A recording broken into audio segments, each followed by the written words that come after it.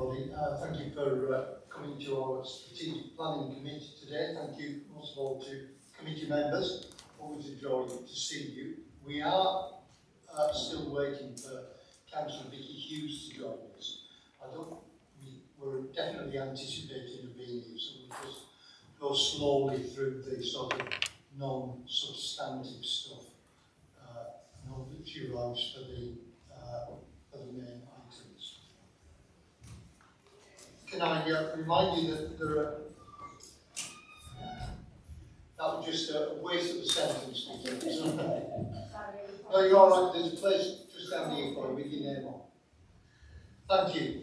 So there are no fire alarms scheduled to take place today, but if one does occur, we will need to evacuate the building in a calm and orderly fashion using the nearest fire exit. Item number 1, Jackie, apologies for absence. I don't have any. Good. So thank you members for making it a full house today. Item number 2 is membership of the committee. Do you want to just remind us of this, Jackie, please? Yeah. Just to let you know, at the annual council meeting last week, Amber was replaced as a substitute permanently on this committee instead of Councillor Sood.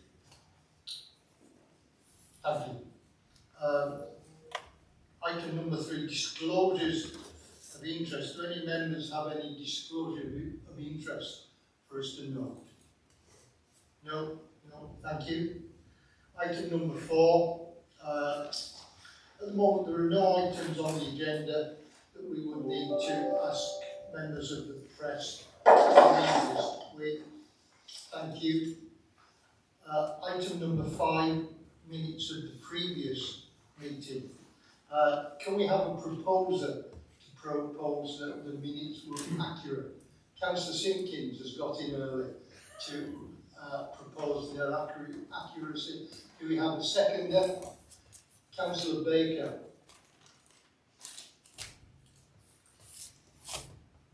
We have a proposer, we have a seconder. Are we happy to accept the minutes? We'll just nod. Yes? Agreed. Thank you.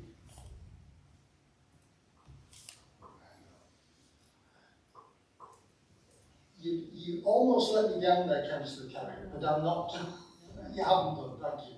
No, I'm happy to agree them, but a request, which is when we're minuting the planning application, considering other planning applications, could we have the full nature of the proposal included in the heading for the minute? So the example, minute 38 from last time, so planning application reference, and then it just says Story Homes Development. Whereas the next one says planning application reference, erection of, and it gives you the entire proposal. So could I just request that we know what the proposal is instead of just who the developer is? Jackie. The reason it was done that way is because the headings must have been different on the agenda. But what I'll do is next time when I publish the agenda, I'll make sure that they're both the same.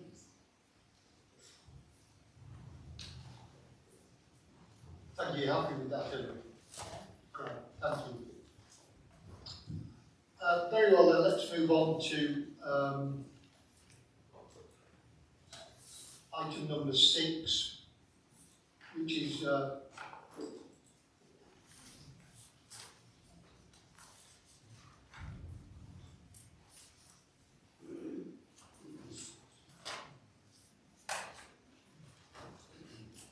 okay, we're moving on to the planning application 220256, the update report, Story Homes Development land between Inglewood Road and Centurion Rise in Penrith. We have our officer Sean to present the report. We will remember members that we had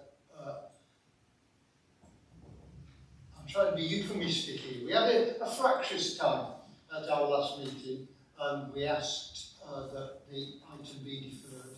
So Sean, if you can bring the item back to us, and then we'll seek to make a decision today. Thank you.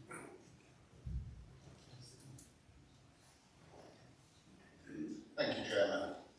Yes, this application came to Strategic Committee back in March and was deferred for 3 reasons. So in the agenda you have 2 parts. One is the update report itself, which commenced I think on page 31, and then you actually have the follow-on report shortly after that was originally seen. So the update report itself carries a recommendation, which is the item for consideration today and for voting later on if members move to that position. So the presentation today is predominantly the same as before, but obviously updated. And for members, you might find on your desk there's a couple of sheets of paper. These are late updates that have come through on the application that were received following the actual publication of the report 5 days ago. So during that deferment period, Story Homes looked to make a few small changes to the application. That generated consultation, and that consultation has come through on the supplemental papers. But the essential part here is we still have a recommendation of approval, and I'll go through those points that raised the deferment last time. So I'll just go for benefit of members, a run through of the presentation. This is the site itself, as you can see here. It has Salkhead Road to the bottom. Just try and actually use the laser pointer. This might help a little.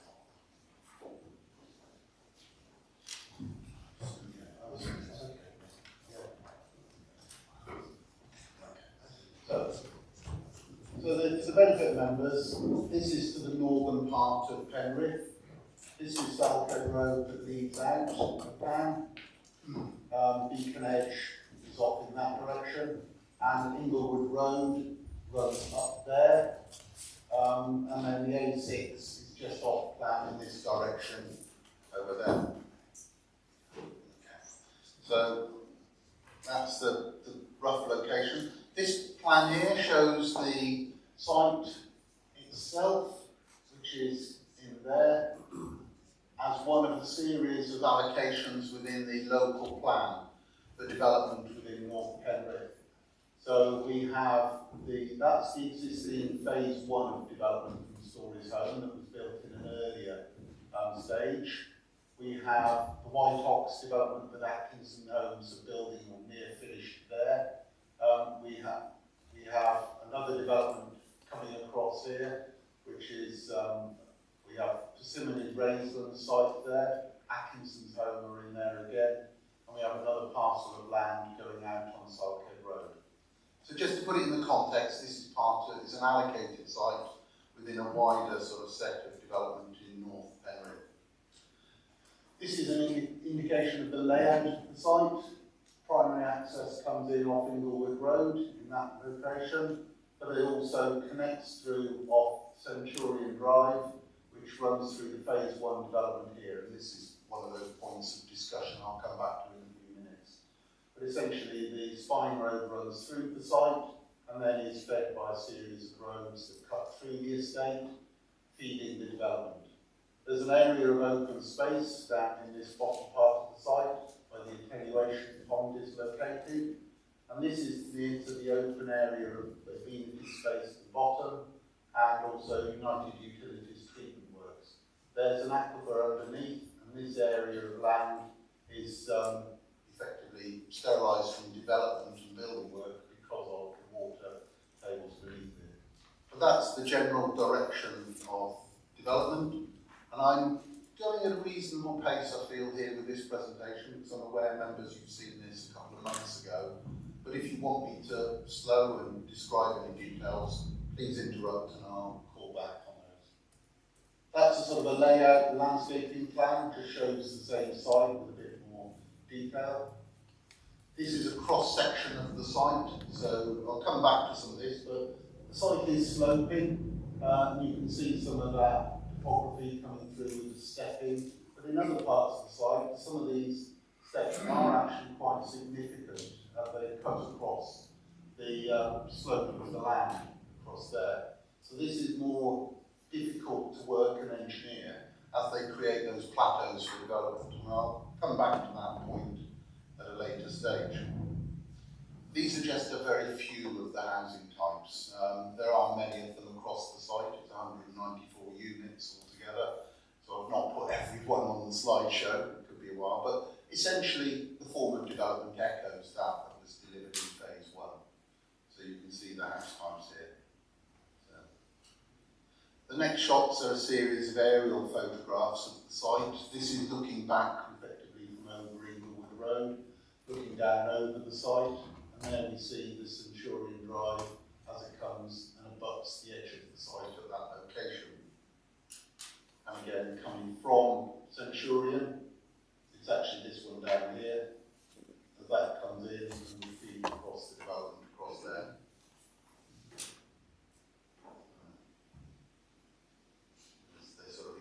Development, the site and all. This is just an indication of what already exists off Salkhead Road on the bottom edge as you come into the phase 1 development. So you essentially, should this application be approved, it will be a continuation of this design form with this sort of brick detailing and these materials to create this sort of environment. Just out of interest, the Roman Road, protected feature that will be integrated into the design of this.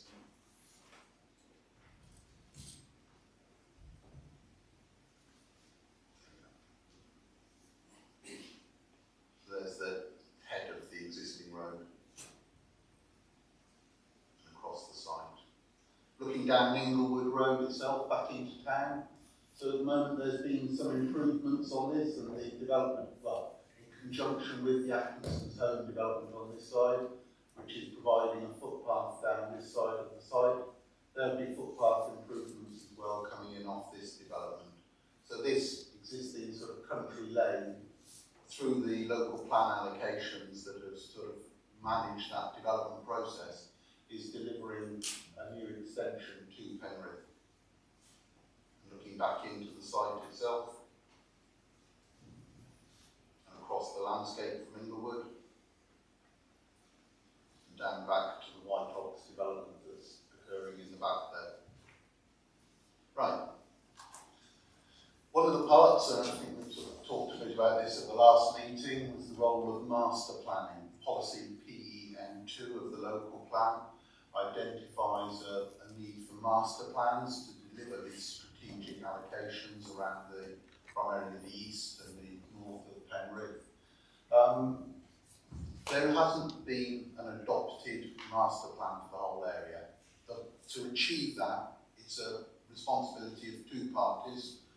The developers, who will start that process and come up with some of the ideas of how they see that wider process going through, but also the council to take that on board, reflect on that master planning to see if it's something that the council can endorse, and endorse it through the process of a formal adoption procedure by going to committee getting agreement that that is an adopted master plan. And the policy looks for adopted master plans. That process hasn't been gone through by the parties. The applicants, though, at phase 1 of their development, when they did this, did provide an indication of master planning as they saw the development coming forward. So effectively they said, yeah, we're going to have the main road that comes through phase 1 of the development.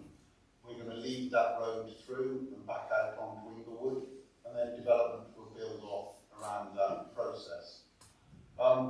At that stage, they did identify a local centre as part of that, and I'll come on to the point of facilities and community elements in a few moments. But yeah, open space around there, and this, you can see these circles, this is sort of cordon sanitaire arrangement, that's can't develop area around the water treatment works.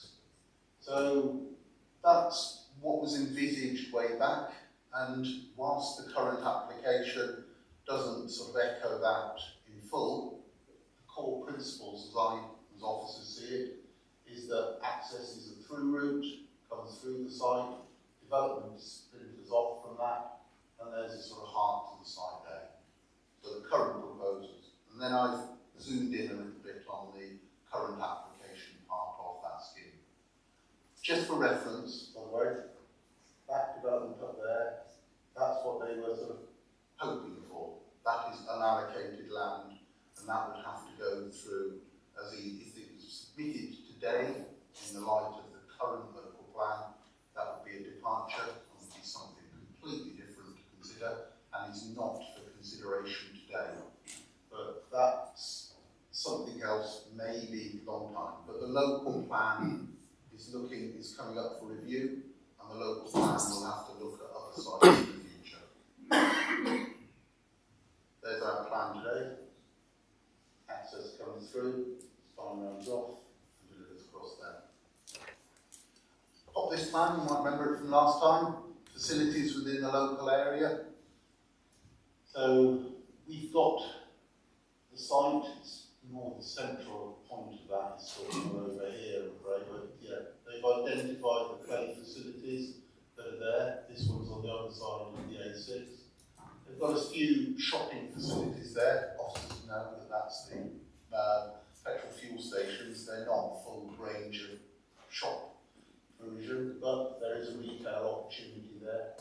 The church hall is on the edge, and we do have the cricket club near to the site as well, and I know the cricket club have engaged with golf club. My apologies, I'm near a cricket club.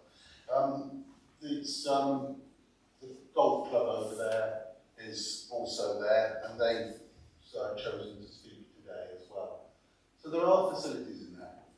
You'll notice in the update pack, in the supplemental paper, there's comments in there from Active Travel England. And I'll come on to those, but they talk as well about facilities, and I'll address those post the presentation. This plan is just a landscaping plan. May come back to that. That's in there for reference if necessary. And again, some detailing about the attenuation pond, if that's of interest, how it's structured. These next two slides, by the way, are ones you didn't see in the last one. I mentioned them, but I didn't have slides to hand at the time. This is actually of an area around Matterdale, coming out of Penrith. And you may initially wonder, why is he showing me a random field all the way out of Penrith? How is this an error? It's not actually an error, and in the next agenda item you'll see a similar set of slides. This actually is offsetting land in respect of nutrient neutrality, and it's been, as for those members, we talked last month, that nutrient neutrality is that process of ensuring that new development does not generate environmental harm on the River Eden Special Area of Conservation, SAC. Guidance from Natural England that came out nearly 2 years ago has indicated that new development should not result in an increase in phosphates coming out of the development that might otherwise leach back into the watercourse process at some point, feed those phosphates down into the watercourse and thus affect the water quality and the ability of protected species to live in that watercourse, fish, otters, whatever.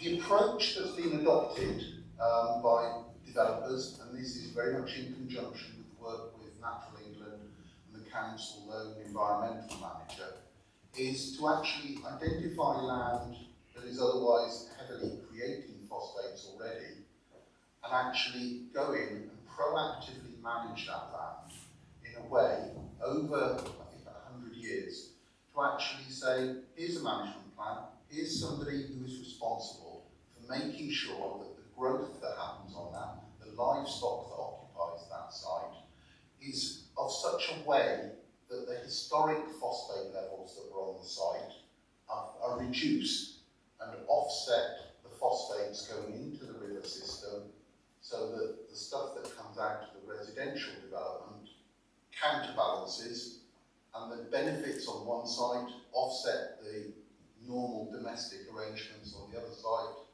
that actually then result in nutrient neutrality. The two processes are neutral.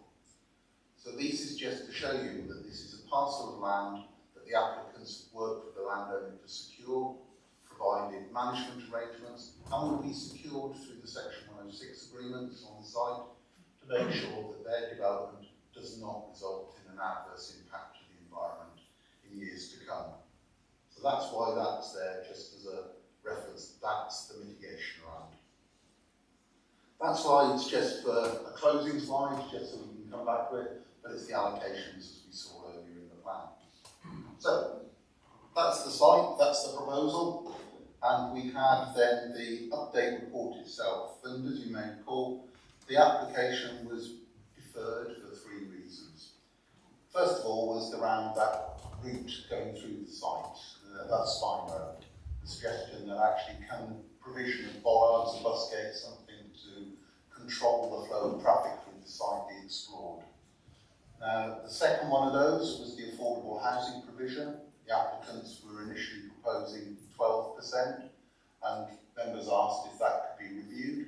And the final one was the provision of a community building close to where that attenuation pond is at the bottom end of the site, in respect of the sort of facilities that are around the site.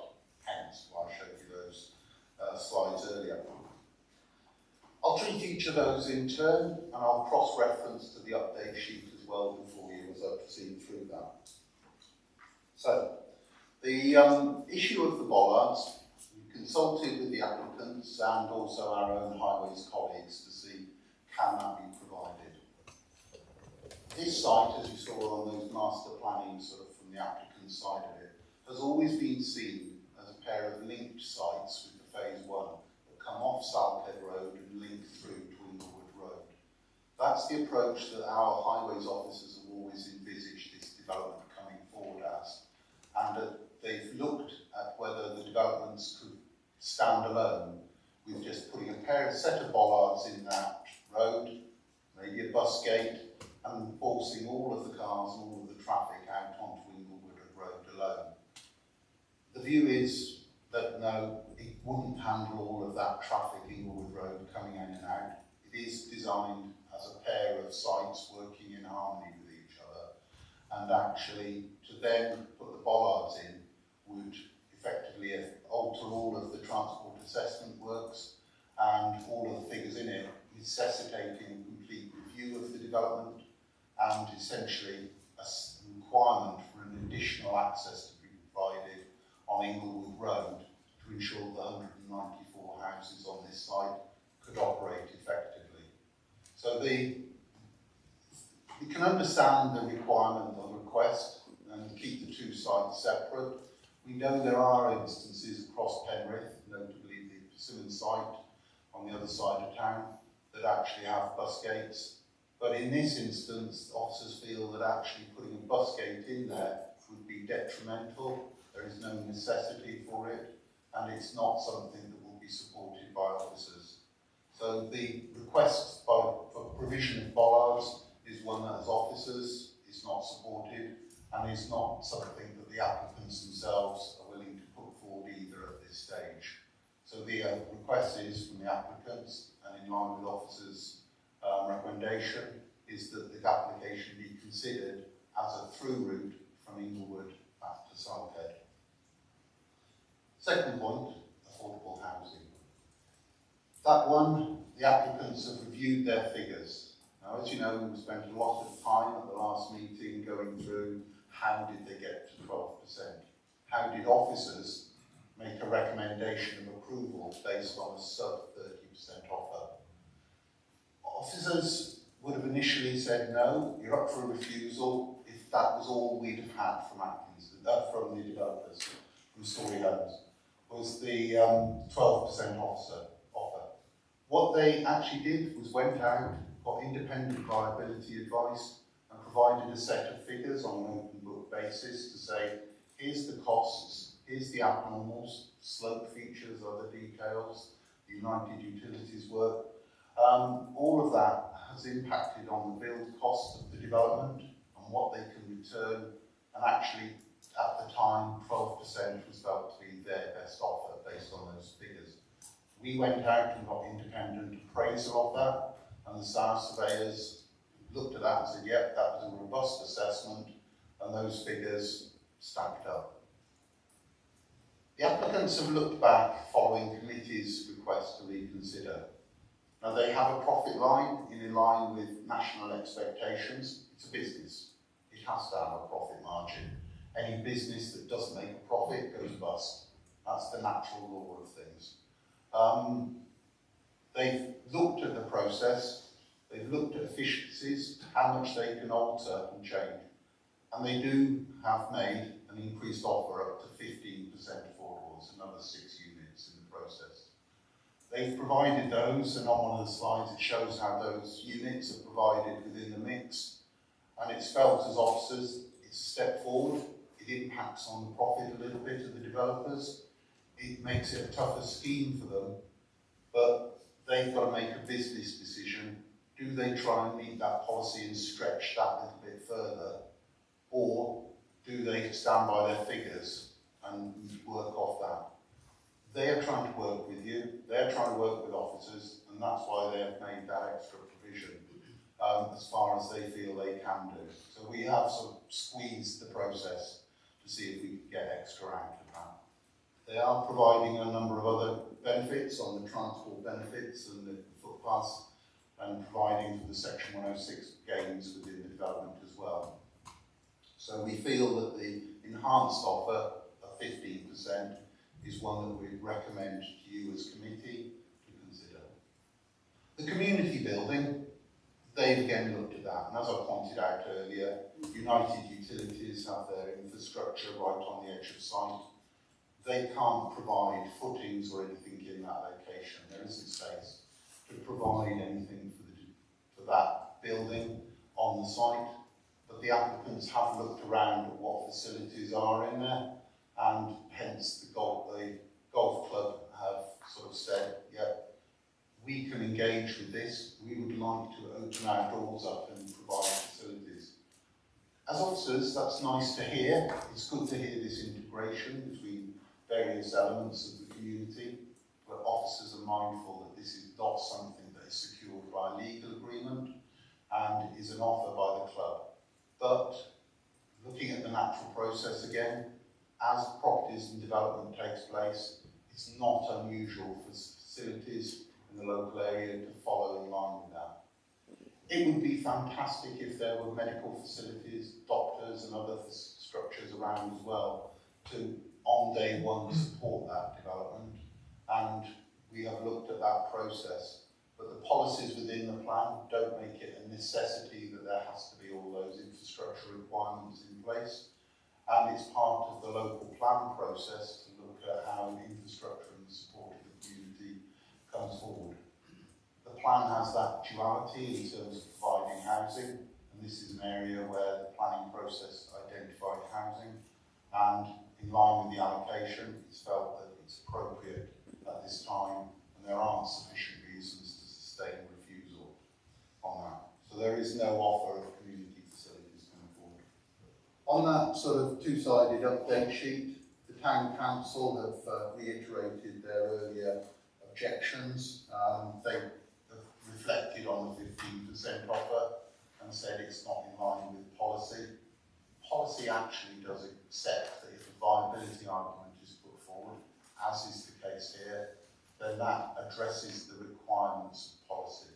So the policy has been met, HS1, by virtue of the viability assessment work being done. United Utilities, they reiterated their requirement for conditions. They would like information up front. The applicants have chosen to put that into a condition framework. We did have one additional comment come through. Active Travel England. Now, in the original report, update report, it talks of active travel. That's the council's arm of the highway service in terms of looking at delivering sustainable modes of travel, bike, walk, other forms of travel. We've had that comment come in as well, which really sort of pushes hard on those points about delivering sustainable development. We would have liked to have had this engagement earlier in the process, but that role of Active Travel England is a relatively new function that has emerged from government. What they're concerned about, what they're raising, are points that through our own highways officers we've already looked at and addressed. And we know through that pushing of affordable housing, for example, we know that the scheme is at its tightest point now. So the aspirations in the Active Travel England comments are ones that in part we've met, and ones that we'll take on board and look as we move forward with other developments as well. We've got to build a relationship with this very new consultee and start making that work for Penrith. But at this very long process of the planning process, we don't see anything that's come out of those comments that are substantive enough to sustain refusal and have not already been considered through our own highway services themselves. So we feel that the recommendation to recommend approval, 15% affordable housing and the other Section 106 benefits in there, subject to a suite of conditions, is appropriate. I have highlighted that during the sort of dynamic process of this plan making, plans have been updated, and we request delegated approval from the committee to update the plan references throughout the condition suite, should you be minded to approve as well. So we request that. But on balance, we see this allocated site and the proposal put forward as a positive proposal and one that officers recommend for approval. Thank you, Chair. Thank you, Chair. That's one point of clarification. I think during your presentation, Sean, you mentioned 6 additional affordable housing units. In the report, it mentions 5. 5, yeah.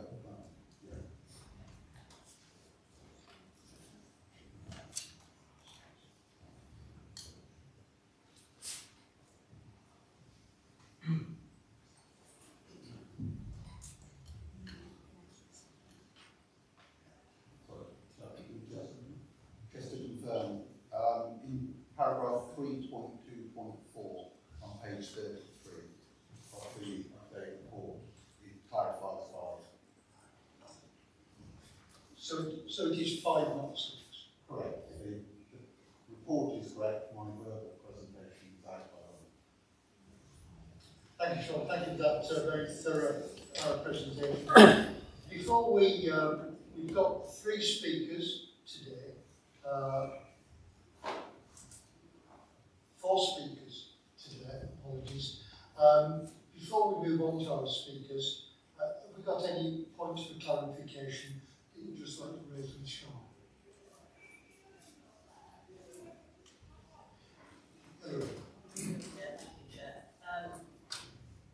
It's kind of clarification on the viability concept, because I mean, I absolutely appreciate the increase in the affordable housing that's proposed now. But what concerns me a little is the fact that in the previous report we had an allocation for affordable housing where we were advised it was the 12%, the previous 12% on the basis of viability. Figures have been presented, they've been validated independently on behalf of the applicant. They've then been verified independently on behalf of the council, and it was deemed that 12% was the limit.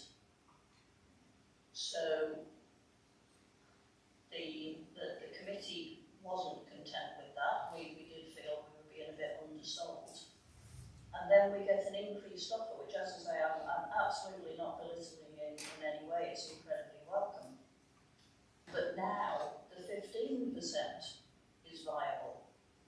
And I'm just a little concerned that if 12% was viable and 12% was the limit, then how come we've got 15%?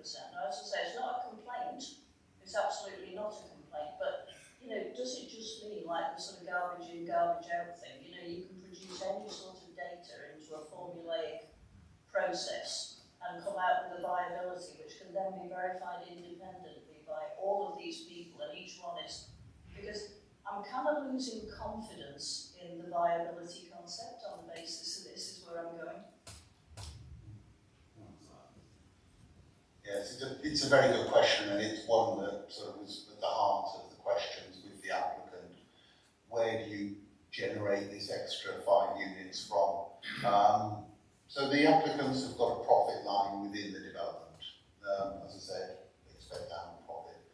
That works over the cycle of development. To the early stages, they take a hit as they incur costs on building out.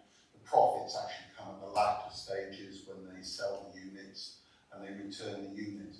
So there's borrowing costs and there's a number of other elements within it. The applicants have got to, following the deferment, the applicants essentially had two paths they could follow. One was to work with the council and try and come back 2 months later and see if they could address the three concerns to some degree that were raised at the meeting. The other option was to say, committee aren't granting us planning permission, and actually, if we want to pursue this development and the council is not granting permission, we will have to get that second opinion through an appeal process. That is not a pleasant process for either party, but it is an option that is open to the applicants. They have chosen to try and work as much as they can with the authority and try and deliver the development through you, through the conditions, should you wish to approve it, that you want to see on this development, rather than working with Bristol and the Planning Inspectorate. It's that process of understanding what impact does it have on the profit line for the development, and there will be an impact on that. It creates a tighter margin for the development, and they will have to push this development a lot harder than normally is the case. But they feel that trying to do that bit extra to meet the concerns of committee and trying to do it is probably on balance in the interest of trying to work with you, trying to keep the business on a time scale that works as well, is actually the lesser of two evils. It's not desirable. They've not been enthusiastic about doing it because they did the classic calculations that would have passed in officers' view an appeal test, because we counter-checked them as well, that actually the pain of going through adding in 5 units is a lesser pain than going through the appeal route. But if members still feel that 15, 18, 20, 25, whatever percent is still not 30, the applicants will have to make a business call and say, actually, there comes a finite point when they're going to put themselves through too much to actually reach the 30, and they've got an evidence base to show they've tried as hard as they can to achieve that. You're right, it is, where does it come from? And it comes from the pain that the business will have to suffer to achieve that and try and get a decision today, rather than go through the appeal process. Thank you, Sean. Hilary, you happy with that answer? I'm content with what I've heard. Yes. I mean, I think the way I've interpreted it is maybe slightly different, which is based upon profit margin. And I think, what concerns me is, I mean, I do understand, businesses need to survive and flourish and this, that and the other. But it's kind of like, when somebody is independently looking at viability, I suppose the next stage is, what percentage profit margin is incorporated in that consideration? Because that's what I think we're talking about. It's like, it's viable to the extent at this percentage profit, but there appears to be a kind of backstop. It's a bit like when you're haggling to buy a car, isn't it? And you say, oh, how much will you give us for this? Blah, blah, blah. As you walk out the showroom, all of a sudden the price drops. It's that sort of thing which is, well, it's viable at this level of 12%, but however, we could increase it to 15. That it's a little galling, because you think, why didn't somebody put forward the offer which is nearer to the policy figure in the first place, rather than effectively make us work for it? So, but yes, I am content with the answer. Hilary, thank you. I think you're straying more into the area of discussion, but I will try and just nail Sean on that question that was lurking there. What are the figures that developers are working on? So the standard that's expected is between the range of 15 to 20%, and it depends on the type of development, whether it's a brownfield complex site, they would expect a higher profit margin on that because the risks are greater. And on a greenfield site towards the lower end of the spectrum, this being a greenfield site. But there is that range. Now these developments are always being undertaken in parity with other schemes across the area, and they have a life cycle of looking at the building project. They're not done as a single project, make a profit, end off. They, as a business, they will be feeding off different developments. And some of those will do well, and they will hit at the upper end of the profit spectrum. Some of those, particularly in the groundwork stages and on the brownfield sites, will struggle and may find unexpected costs. There might be problems that delay the application. We get policy changes, government regulation changes, interest rates change. And all of those external factors, or some on the site, can rapidly affect the viability of the development and push a scheme way down below that sort of lower threshold of 15%. So some of the sort of wins on the upper end of the spectrum are expected to offset some of the losses or the reduced percentage that gets to a sort of questionable level that the banks would start going, why are you in business if you're only breaking even or making so much money? To a level that they can lose money. And if you follow the levels of the FTSE and the sort of profit levels of property firms, particularly house builders, they are at that end of the spectrum where their profit and loss margins are very dramatic depending on how the economy is going. They can go from making many millions 1 year to 3 years later, you lose it being at the worst end of the spectrum. So they have to operate on a very long time scale to try and average out those fluctuations of profit and loss. And that's why they try to make profit on the day, and make money while the hay's there, and try and make the good schemes work. Because they can't always do it on every single scheme. And if they press this, and this one's now going into that territory where it's going to be difficult to carry forward if it's pushed any further, that actually it's too much risk for the developer. Thank you, Sean. I think making hay while the sun shines. That's the way. Councillor McEwen, I think just a quick one, Chair. I've got to echo Councillor Carrick's words. I mean, it's absolutely right. I mean, we've got 15%. The thing is, if we didn't ask for that, we wouldn't have got it. I mean, if we'd have rolled over and said, okay, 12%, it just went through it, it just shows you, when it goes here, if we ask the question and push it, we get it. I mean, it's just, it doesn't make sense to me. If we get 15, we could get 20. Bill, excuse me, Bill. You know, I don't want to be rude, Bill. Is there a question here? Yeah, the question's coming now. On the bollards, that's another one. I don't see why the bollards are not being put in, because I think local knowledge would have worked there, and that one's better than anything. And the facilities, the community facilities as well, is the golf club is going to take place, but I don't think that's a done deal. I mean, we asked for 3 things, we've got 1, so I suppose we should be thankful for small mercies.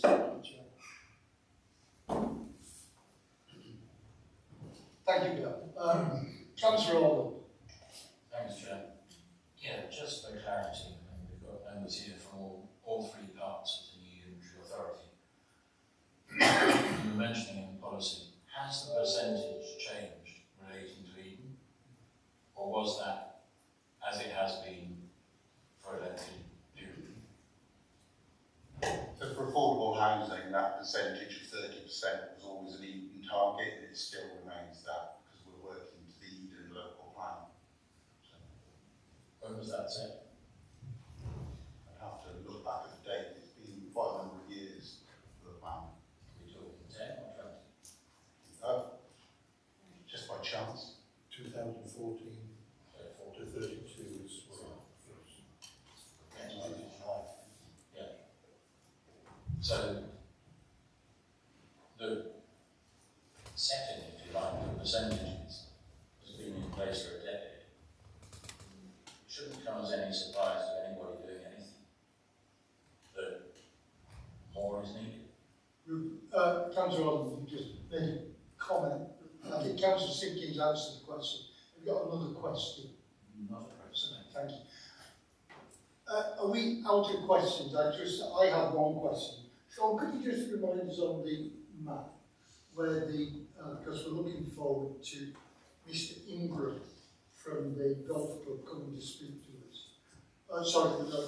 I'm looking for, yeah, Mr. Ingram from the golf club. Where are the golf club facilities on the map? Just so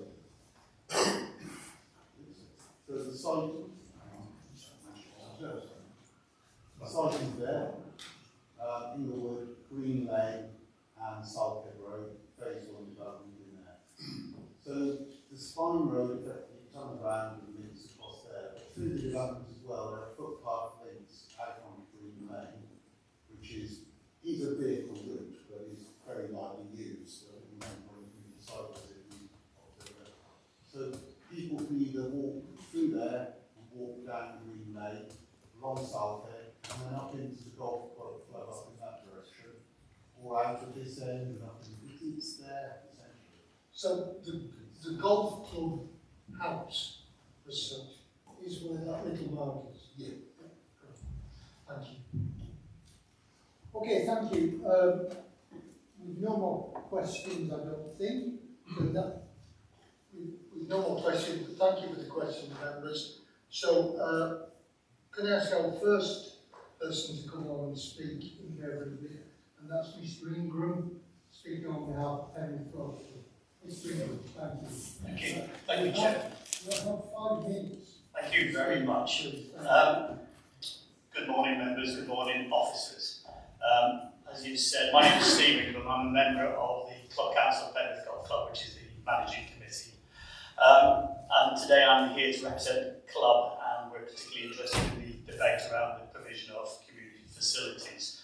But just to give you a little bit of background, I did the job of Sean and his colleagues for 30 years, so I'm very familiar with the operations of planning committees, and I have every respect for the role you've got today, members, of trying to make difficult decisions about the provision of new houses and meeting the needs of your communities in doing that. Sean, could you go to the master plan slide, if possible? The one you used at the end, sorry, with the land allocations on. Yeah, that one. Could you use your pointer again just to show the top end of the application site? Yeah, if members have got that. And the clubhouse is about 150 yards further north of that. And just for clarity's sake, you will see that our land is again in that line that has been allocated, and the club are engaging with your local planning colleagues about that. So one of the key issues for the club, and I will come to it, will be about integration with the new development that's going to be on our doorstep. So whilst Sean kindly pointed out existing routes, I think in the future that will change as that land is subject to consideration. As I said, the club are interested in this application because the new development will become our nearest neighbour. The application site directly abuts our land holdings on Green Lane, and we will have new residents living within about 150 yards of our clubhouse. We made some written representations to your last meeting, but I've come along to speak today. If you've got any local Penrith members on your committee, they'll be aware that Penrith Golf Club is a very long established community amateur sports club. It was established in 1890. It is a local sporting club held in trust as a local community sporting asset by its membership. So it is in essence owned by the people of Penrith who choose to do that. And I just thought it would be worth clarifying for members' information. There are 2 types of golf club ownership. There are highly commercial ventures owned by businesses or wealthy individuals, and we have one very close to us at the bottom of the adjacent road at Carris Green. That is owned by an individual. It is just a business. On the other hand, you have community-owned sports clubs, and Penrith is one of those. It is owned by the membership, held in trust as a community sports club. However, as all elected members will be aware, all amateur sports clubs are currently facing very fierce financial challenges. As such, Penrith Golf Club is constantly needing to review its viability and how the club can get through these difficult times.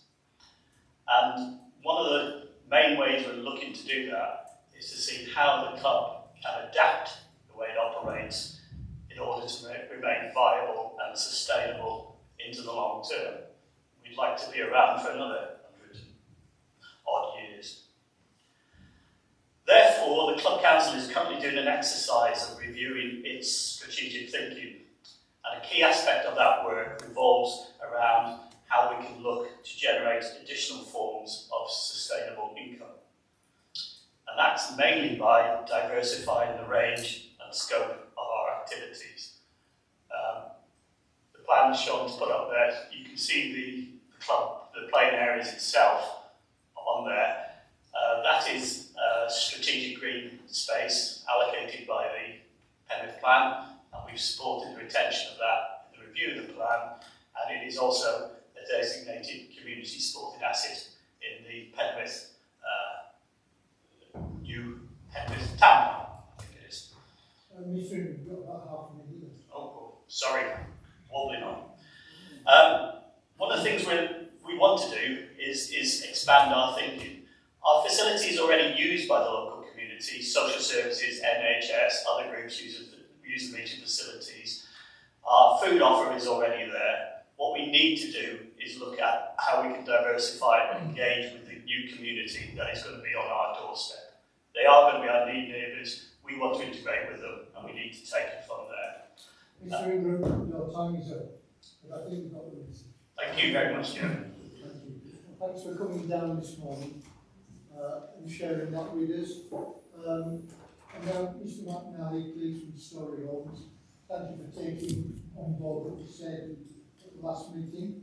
We look forward to hearing what you have to say today. Thank you. Thank you, Chair. Good morning, members. So yes, 3 matters from deferral from the last meeting. Story Homes looked at those and we've considered and we've taken a proactive approach in an attempt to try and resolve those concerns. So I'll start with the level of affordable housing. We know committee reservations last time round, amongst other mentions, I recall Councillor McEwen talking about duty to provide affordables. We want to try and avoid planning delays and we want to keep our unemployment whilst providing much needed homes. So we've reviewed and we have taken a reduced profit margin to provide you with those 5 extra affordables. That brings the total up to 15% or 29 in total. Just to reiterate what the officer said about this policy, the start position is 30% affordable, but we just can't get away from this site and its constraints, which require significant cost to overcome. And there are over £5.5 million in abnormal costs. I'll just give you a flavour of some of those this time round. So the site does slope quite extensively from top to bottom, 26 metres in total. And that will bring with it over a kilometre of retaining walls. The slopes will also require the land to be engineered with cut and fill works, which will require some deep drainage, and all of our sewers will be dual encased with specialist lining system in concrete to protect the underground aquifer. And we do have a large subs pond, which is sized to the very latest climate change requirements, and we've also got a secondary education contribution approach of £900,000. All of our new houses will have electrical vehicle charging points, solar panels. What else are we doing? We're widening the existing footpath on Inglewood Road down to the Saltcote Road junction. We've got significant new landscaping, ecological enhancements, and of course we've got nutrient neutrality, where we've acquired 9 hectares of upstream upland poor agricultural land, but we'll manage this for at least 80 years, so that we get the necessary phosphate reductions and we'll do our small bit in protecting the quality of our waters. Just to mention, a lot can happen when a local plan is set, and it was 10 years ago, so the viability can change, and policy HS1 does account for fluctuations.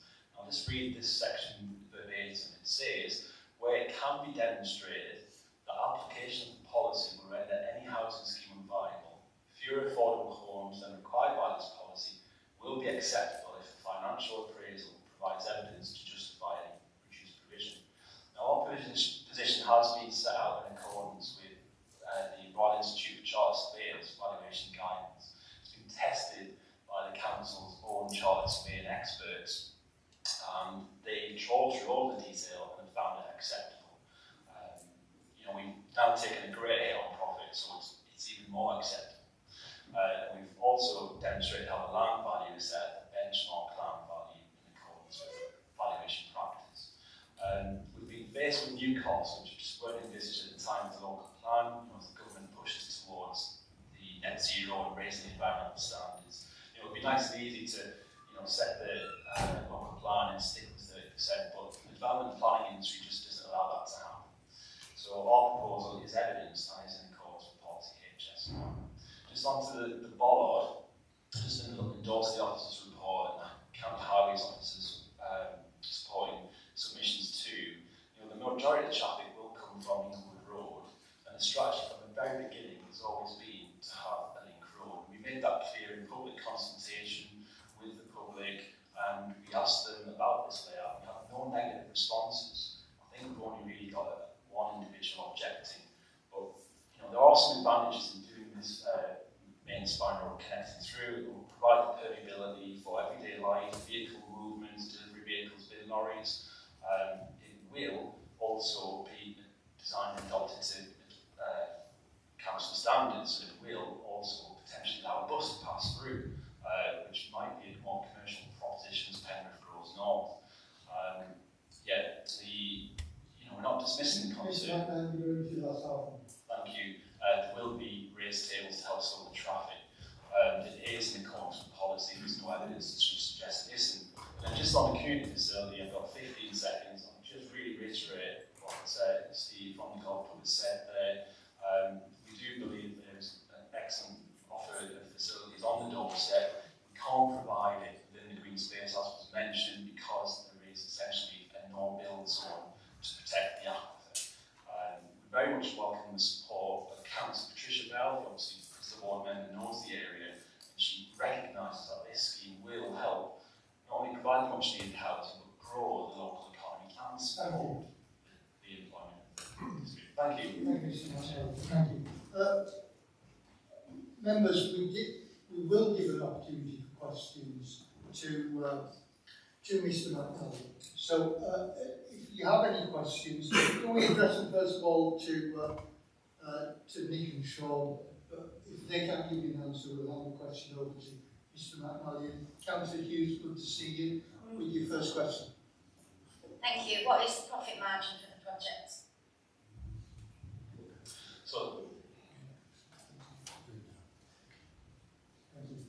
Thank you, Chair. So the profit margin is basically towards the bottom end of the development standards. It's in accordance with the Royal Institute of Charter Surveying valuation practice. The profit margin is less than what we would get on other sites. The case officer made a very good description about the house building industry, how we have multiple sites. Some sites we might do better, we might be able to provide all of the extra requirements, the affordable housing, the community infrastructure levy, we might have a bit left over, and we can spread our monies around. But I would just reinforce that the profit margin has been demonstrated through the council's experts as being acceptable. Indeed, we're now at a level where it's more than acceptable. Thank you, sir. Thank you. Councillor Hughes, do you want to come back on that? Well, probably just expecting a figure.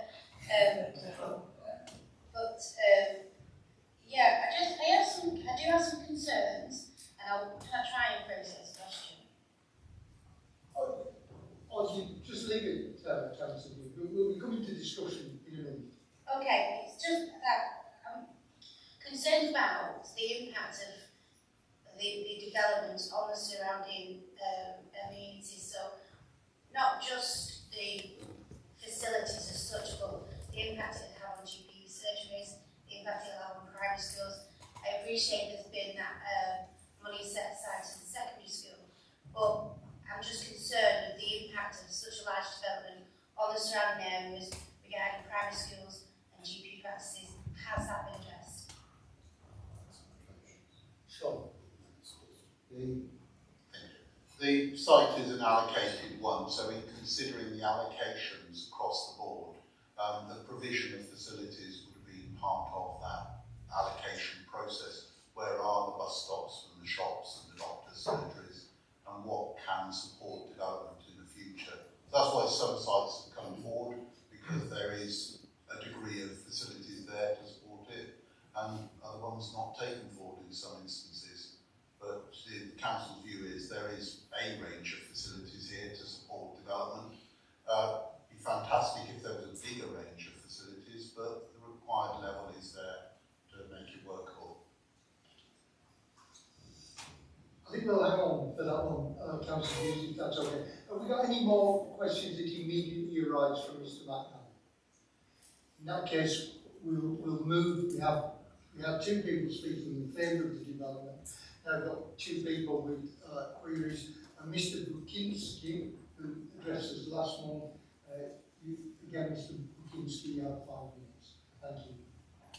Thank you, Chairman. My concerns and objections relate to the officer's report that fails to support the Town Council's suggestion for a bus emergency vehicle gate on the proposed link road between phase 1 and 2. It is reported that if such a gate is installed, a second access would be required into phase 2. That would mean incurring time and cost to redesign the housing scheme and lose housing now. The reported justification for the second access is that in 2015 or thereabouts, it was anticipated that both phases would work together as a joint development, as opposed to being two independent schemes, and that the link road would provide a second access to serve phase 1 and 2 as one development. In 2015 or thereabouts, phase 1 and 2 was expected to be included in the master plan. In reality, no master plan was prepared, and both phases have been designed as independent, standalone schemes. As a result, the premise for the second access is now outdated, and the second access is no longer required. The report does not say that the second access is a highway requirement. In particular, the report does not say that there are highway regulations that restrict the length of the cul-de-sac. If there are no such regulations, then the bus emergency vehicle gate could be installed without the need to redesign the housing scheme and use housing land. As for the merits of the bus emergency vehicle gate, that was fully discussed at the last meeting. The report goes on to say that any gains to the immunity from it would not be substantial in nature, as a majority of traffic accessing phase 2 would come via Inglewood Road. Is it fair for the report to imply that all amenity and safety projects must achieve the minimum threshold of substantial? The report implies that traffic accessing phase 2 from Shelkelp Road would be a minority, 49% or less. If that level of minority traffic was stopped by a bus emergency vehicle gate, then I would suggest that that would be a significant gain to the community and its safety, and worth achieving. Furthermore, the report's traffic assessment does not take into account wrap-run generated traffic and potential traffic from later development phases in the area. That would adversely affect the report's community and safety assessment and conclusion. Finally, as this may be my last opportunity to speak on the matter, and should the committee decide not to approve a bus emergency vehicle gate, then I would like to ask this committee to then consider, without prejudice to what I've already said, the installation of a bus emergency vehicle gate on an experimental basis, and if it was decided not to install one on a temporary or permanent basis, then to introduce robust traffic calming measures. Thank you, Mr. Bukinski. Thank you. Do members have questions that you feel could be answered by the officer that Mr. Bukinski's raised?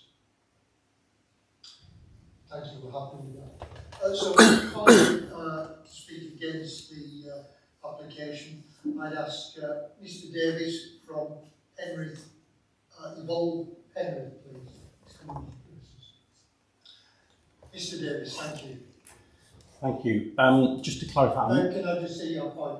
Thank you. I'm not speaking so much against it. I asked to speak in the public participation that you've moved on from.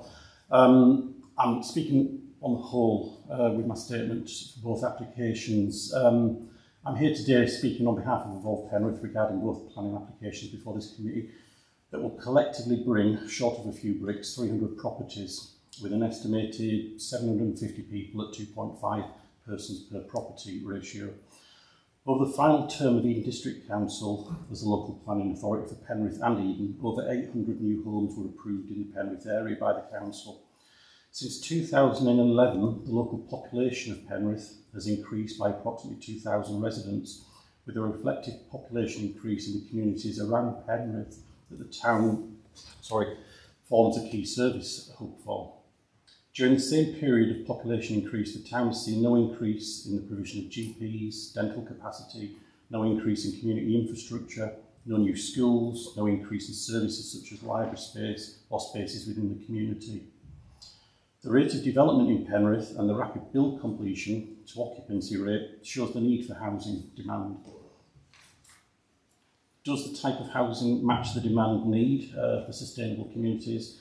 The build type omits the need for younger generation and indeed the growing older population in Penrith through the emission of single bedroom properties and bungalows. The development continues to deliver maximum build per square foot for land with 3, 4, 5 bedroom properties, often with minimal garden and drive space and little community space.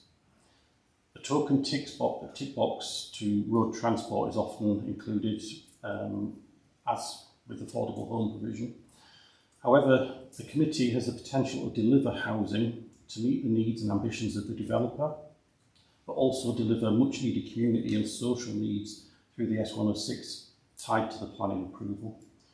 The two applications before this committee today include one which identifies a need for secondary education provision, with the officer's report set out the lack of capacity at Ullswater Community College. Yet the second application omits any such requirement for the developer contributions, with only a 90 property variance between the two applications. Both of the applications, like most over the past decade in Penrith, totally omit any wider social or community benefit requirements. Evolve Penrith call on the committee to set a new benchmark for development that, rather than negatively impacting the wider community, instead looks to deliver wider community benefits. We would like to propose that this committee considers attaching to both developments the collective, what that collectively amounts to a new village development through the volume of properties, a raft of requirements on the developers to benefit the residents of these new properties and the wider community, to bring added value to Penrith rather than increase the burden. Evolve Penrith believes the inclusion as part of the S106 obligations on the developers, as well as the education provision outlined in one of the applications, that healthcare provision be included, along with library contributions, community space contributions, sport contributions and youth contributions, a travel pack and an admin contribution towards that, and a bus pass contribution, all used as S106 requirements in other areas of the country. We can provide expanded details on each of these if required, but Evolve Penrith believes the addition of these developer contributions would help increase the new development, integrate the new developments into Penrith and deliver wider community benefits from the increase in housing in the town and set a benchmark for future developments, not just in Penrith, but across Westmorland and Furness. I'd also, if I've got time, just like to add that hearing the presentations this morning from the developer and the planning officer, there does appear to be a slant on the concerns more of profitability of the developer and the applicant rather than the wider community. And planning should not be about the profits of the developer, but should be about how planning benefits the town. Thank you. Thank you very much, Mr Davison. We'll take your very helpful and relevant comments onto our discussion on the next plan application as well. Thank you. Okay. I think we're ready to move on. Do we have any immediate questions about Mr Davison's presentation? In that case, we're ready to move on. So we're back where we were a couple of months ago. We do need to push on and make a decision today. We've been grateful for the amending of the plans somewhat from Story Homes, but nonetheless we still have our I can tell that we have our underlying disquiet. So if I can just open the matter up for debate, but we will be looking for a proposer first. So would anybody like to make a contribution to our debate? Councillor Cassidy. Thank you very much, Chair. I won't be getting the violins out for Story Homes. Story Homes is a very profitable company with an annual turnover of around 240.7 million as of March 2022. The company's modified affordable housing offer of 15% still falls well below the council target of 30%. The ordinary person in the street wants to see more affordable housing being constructed, and this committee should reflect that reality. Thank you, Chair. Thank you, Councillor Cassidy. Can I just ask a question before we go more into debate? I thought it was interesting that even Councillor Cassidy, in one of his more generous moments, alluded to the fact that the 30% was a target. I thought it was a requirement. You know, is it a target, an aspiration, or is it a requirement? Target. It's in the policy, we aim to get 30%, and developers who provide 30%, that's what the authority can secure. So if anybody's providing over and above that, that's their own choice. We will secure via 106 30% if there's a fantastically viable scheme that can deliver it. The policy, HS2, also has that element in it though, of, as was quoted earlier, about the case of viability assessments, and this is in the national planning guidance as well. The two are in harmony on that.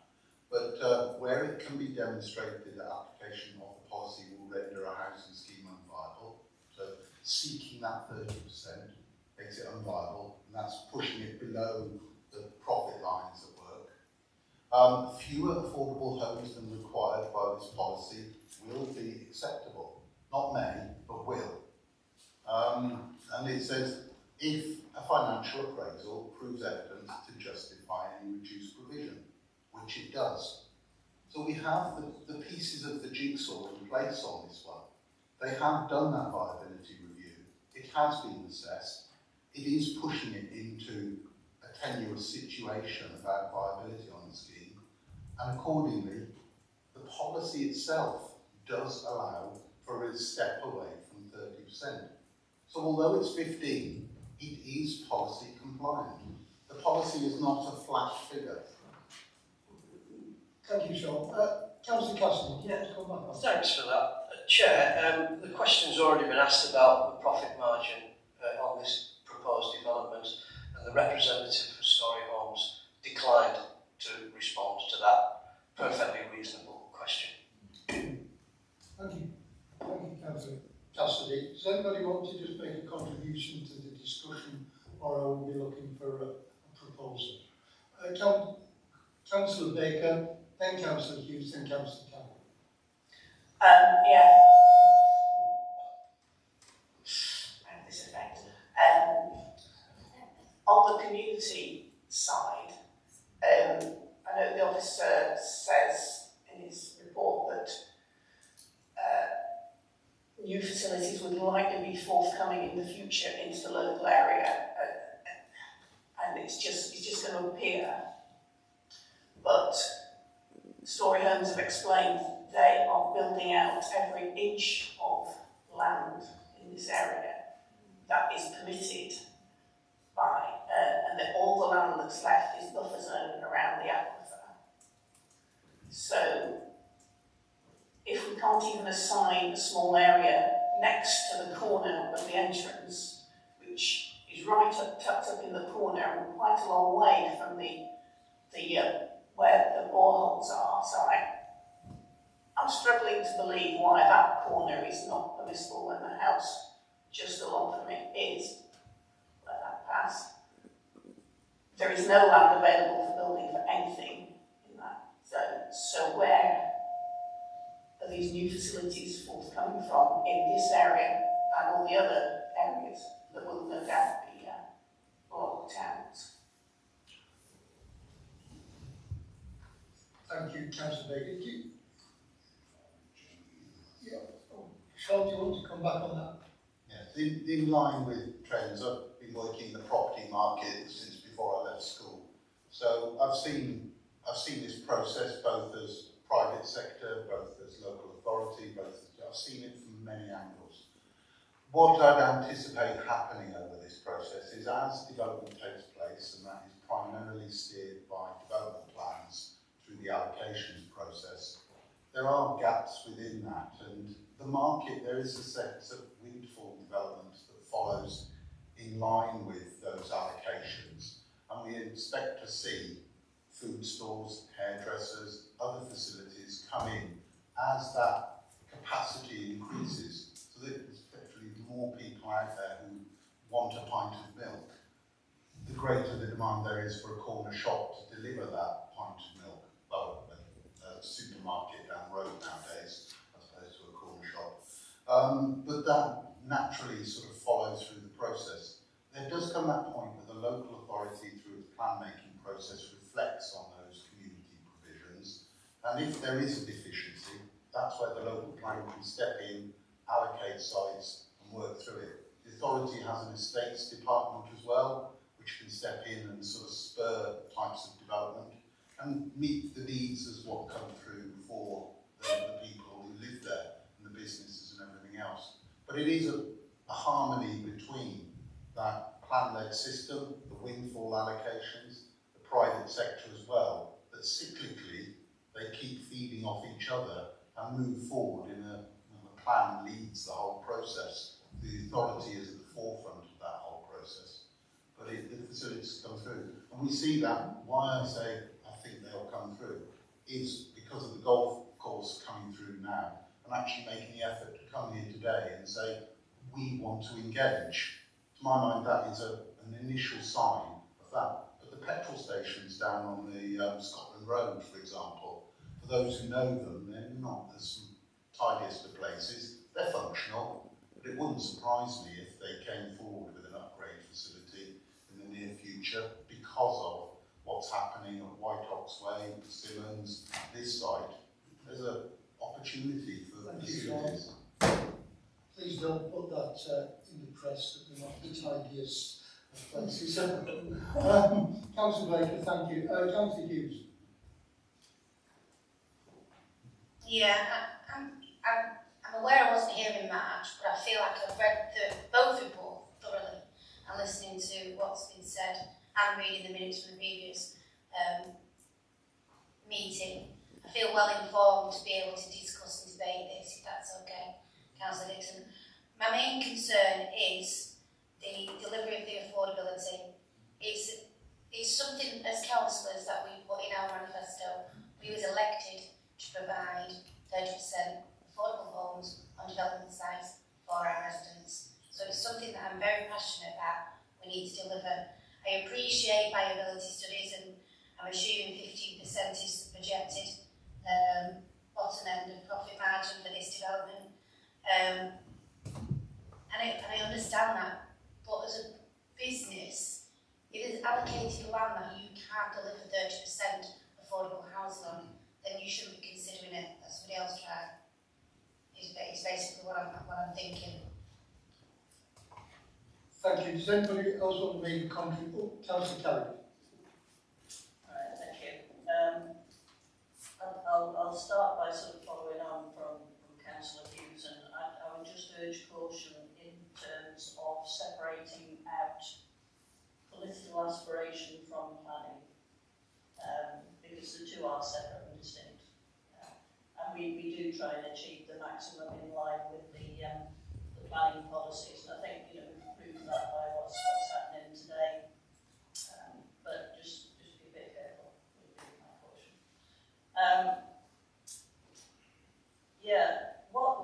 What concern? Well, there's a number of things concern me. The community aspect concerns me because for following the logic of what we've been told, you know, that there are a series in the local plan of allocations for development. And it's kind of, when you get enough demand for your pint of milk, you might get a supermarket. The danger with that is it'll be the last developer to step up will end up with the supermarket, won't they? Because by then, everybody else will have built out. They'll produce the demand, and it's the developer who's last who will actually end up doing it. So I think, an observation, not directly relevant for this, but I think it's something that we do need to bear in mind about, you know, spreading the brief, if you will. I think, yet again, I think the local plan, to be honest, has done us absolutely no favours in terms of considering this application. And I think, you know, if we're looking at sites which can't be developed easily within normal profit margins, then, you know, there's a question there about why they're actually allocated by the local plan in the first place, isn't there? You know, if they're going to be really challenging sites, and if hand in hand with allocating them as a potential development site, there are policies that say, and also we're striving for 30% affordable housing, then, you know, who on earth thought that was a good idea if it's going to be so challenging? Because what it's done is, it's great, we've got an adopted plan, it's gone through, I mean, presumably an inspector doesn't understand the local topography and this, that and the other, they won't know what the site's like, they'll just look at a plot on a map. But it is starting to cause us problems, and we're having sequentially, as we go through some of the more recent planning applications put before committee, we're having all sorts of issues as a result of government policies, as a result of local plans, this, that and the other. But to condense that back to something which is directly relevant, those are the things within which we have to operate. And I mean, I'm disappointed that the 3 points that we raised at the last meeting haven't been better addressed. I mean, I am grateful and welcoming of the increase in the affordable housing, and I think the comments on that have already been made. I think it's disappointing that there are no community buildings included in it, or even maybe a small contribution to local businesses, such as maybe the community golf club or this, that and the other, to say, well, you know, yeah, it could be advantageous to us, maybe we'd like to offer you something towards developing the facilities in line with our development. But the one, I mean, I actually used to be the local member for this particular area before we had the reshuffle, when I was on the county council. And the one that does concern me is the potential for a rat run. And that genuinely does concern me, because that area in town is well known for antisocial behaviour in terms of cars, vehicles, speeding, menace, this, that and the other. And I do accept what it says about, you know, you can't do bollards, you can't do this, that and the other, because we've been told very clearly through the paper what's an acceptable objection for us and what isn't. We've been guided incredibly scrupulously through that route. But I do still have concerns about that, and I share the gentleman's concerns, because I know the area, I know the history to it. And I would be interested to see a police report on it, but it's for them to enforce, isn't it, when we've gone ahead. So that's my contribution. Thank you, Councillor Carrick. Okay, so we've talked about this. We do need to make a proposal here. So I'm looking for some more, please. The recommendation that we have in front of us is on page 38, and it's point 8. It is recommended, subject to a Section 106 agreement, to secure 15% affordable housing, off-site highway works, travel plan monitoring fee of 6,600, an off-site nutrient neutrality mitigation strategy at Matterdale, and the secondary education contribution of £883,944. Planning permission be granted, subject to the following conditions. So that's the recommendation, and I'm looking to see if someone wants to propose in favour of that, or okay. So Councillor Simpkins, are you proposing in favour? I am proposing in favour for the following reasons. I think we had this discussion a couple of months back. The developer's gone away, and the officers have gone away. The highways have come back and said, you know, the bollards aren't a requirement, it doesn't fit with the plan, they would need to put another road in and all this. We employ highways officers because they're knowledgeable on that subject. We can't just turn away and ignore them. I mean, I understand the idea of the rat run, which I think is why people were suggesting the bollards in the first place. But the rat run hasn't developed as yet.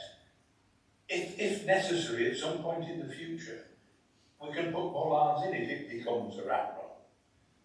We don't have to put them in at the outset. There are raised tables or whatever you call it, the speed ramps and so on, going through to discourage the racing through. So they made every effort to meet our concerns. The affordable housing, 2014 when this plan was written, was a different time to where we are now. We know from experience that building costs have gone through the roof. Vereda House is an example of how the costs have risen. You know, so the ambition of 30%, we still have that ambition, but we have viability studies, and the viability studies have told us that that's not achievable.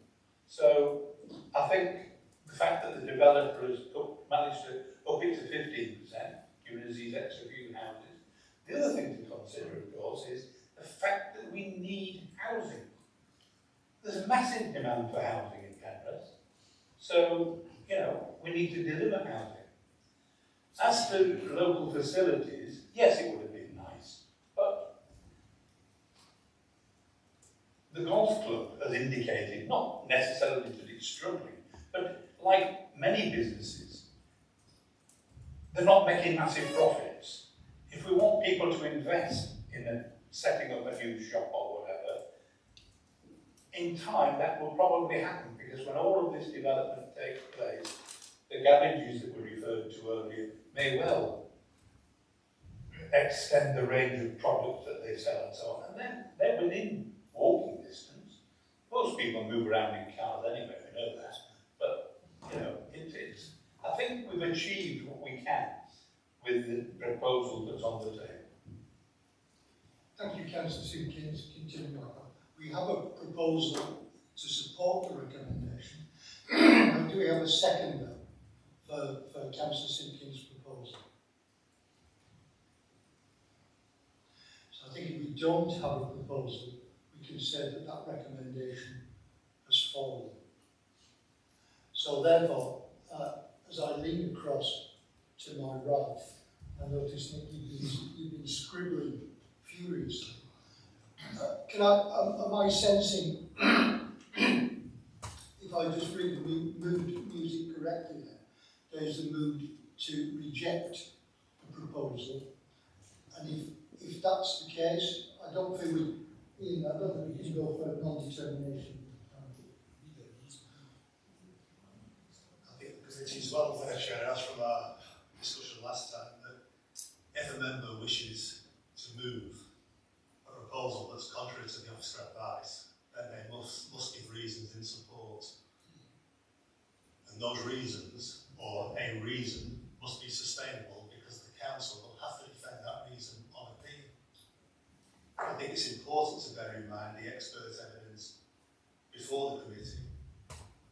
I think it's important to bear in mind what's been said about the affordable housing policy, that it's a target, and we do have that liability evidence, so the evidence is there that will be before an independent inspector, ultimately, if this goes to appeal.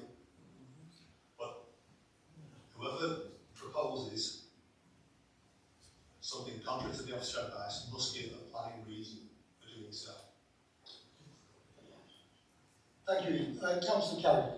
Yeah, I think, I mean, I can only speak personally on this, but I mean, my reluctance to second Councillor Simpkins' proposal is probably a reflection of my dissatisfaction with what's in front of me, rather than a comment on non-compliance with the officer's recommendation. The reality is, I know we have to take a decision within the constraints of the planning system, and this is the advice through the report. But I think my gut reaction is I'm not totally content with what's in front of us. Can I say it's not compliant with the policies and this, that, and the other? No, I can't. So, I mean, it's probably not helpful at this stage, but on that basis, I am content to second Councillor Simpkins' proposal. Thank you, Councillor. So we've actually had to move back now. So we've got a proposal. I've also had a couple of hands. Councillor Organ, you were first to, and then Councillor Dean. So we are now thinking about the proposal of Councillor Simpkins to accept the recommendation. A very whiffy-waffy secondary draft, I might be so bold, Councillor Carrick. Councillor Organ and then Councillor Dean. Hughes, please. Thanks, Chair. Yeah, I think when all said and done, the reluctance felt by all of us apparently. We're not in the right place, and we're between a rock and a hard place, as usual, being advised to do various things, but the fact is quite simple that if we follow the recommendation and the proposal, we're just setting a precedent for future no gain, no gain, no gain. And that's not something which is sustainable. So I think it's a bit sad that we can't do better. And I think actually Story should do a little bit better. None of this should come as a surprise to them. It's been on the table for a long time. I think these sort of legal wrangles are not really very impressive. Thanks. Thank you, Councillor Organ. Councillor Hughes. Yeah, I'm struggling with this. Appreciate the policies that are there. I might be more persuaded to agree if there was possibly some additional money to support the golf club. I think, Councillor Hughes, I think we'll have to just cut that suggestion back. I think we are at the moment, we've got a proposal to accept. We've got a seconder to accept the recommendation. And so unless you can tell me otherwise, I think we'll have to go to a vote on this one.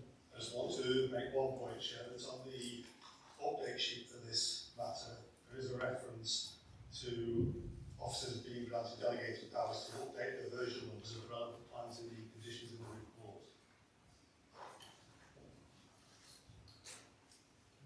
Okay. Could you just enlarge that for us, please?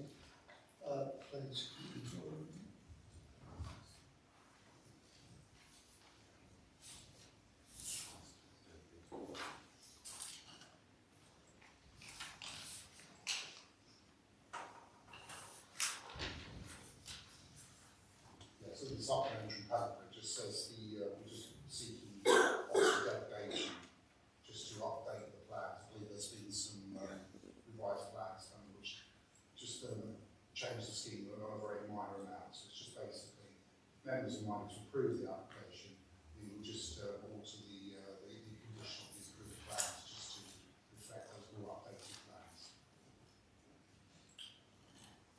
Okay, so we have a proposal to support the officer recommendation, proposed by Councillor Simpkins, seconded by Councillor Carrick. Can I have those in favour of the proposal? Could you raise your hand, please?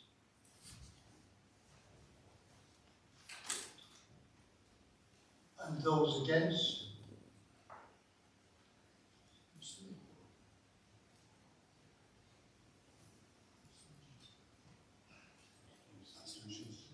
Abstentions?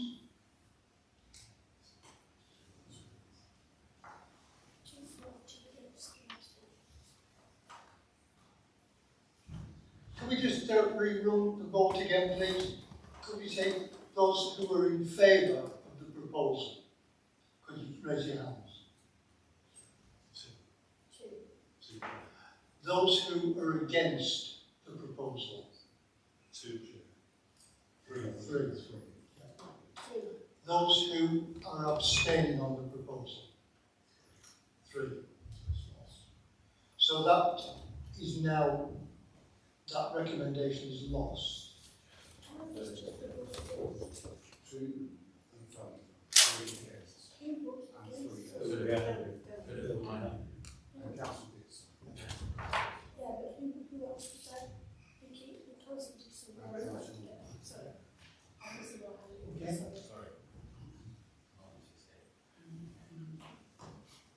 So therefore, we now need to give reasons. Do we need to give reasons? We need a new proposal. We need a new proposal. With a reason in support. With reason. And I think that you've been right in making a couple of suggestions. I'd rather they come forward. Okay. So would anybody like to make a new proposal? And we're looking for planning reasons why we need to reject this motion. The reasons for refusal.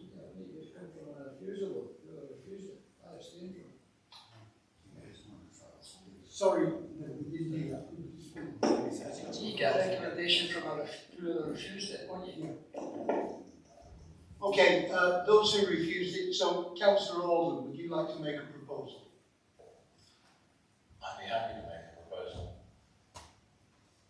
If the figure was 18%, I'd be happy to approve it.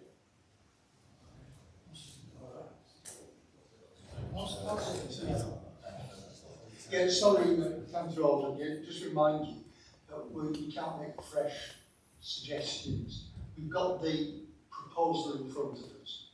The recommendation was in front of us and we've refused that. So we now need to make, Ian, do you want to just enlarge on that?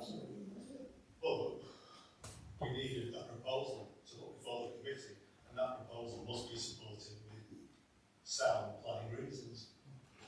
Okay.